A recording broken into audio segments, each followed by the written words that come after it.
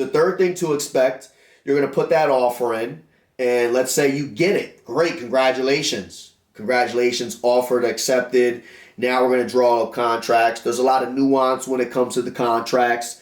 Don't be afraid of as is. You're going to see a ton of as is. I pretty much every transaction I've had this year has been an as is sale. Don't let that deter you. There's a good realtor.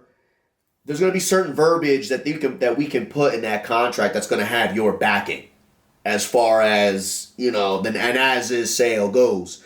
I don't want to get too much into that because there's a lot of nuance, and I only have but so much time between, I'm only allowed so much time when it comes to uploading these videos onto Instagram. You're only allowed 3 minutes. So that's why you see my videos are a bit shorter. So you get your offer accepted. Great, congratulations. We're going to draw up contracts.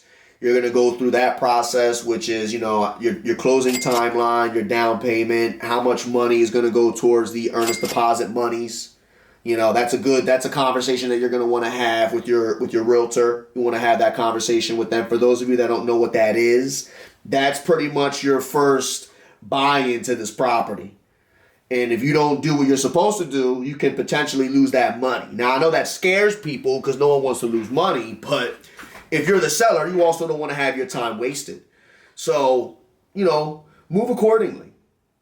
Now, once that offer's been accepted, in Jersey, you're going to go through an attorney review period. After that attorney review period, you're going to have a home inspection.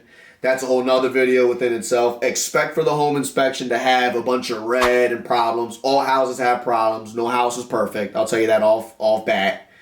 Try to figure out what's a big issue, what's not a big issue. The last thing you want to do is do this weird back and forth nickel and diamond thing with the seller, and vice versa. If it's a big thing like an HVAC or electrical, like the wires and things aren't grounded or fire hazards, yeah, you want to have a conversation with the seller. Because even though if it's an as-is, you can still negotiate something. Because even if they don't do that transaction with you and they put the house back on the market, now they're made aware of these issues and they're going to have to fix them one way or the other. They don't have to fix them, but they're, inclined to.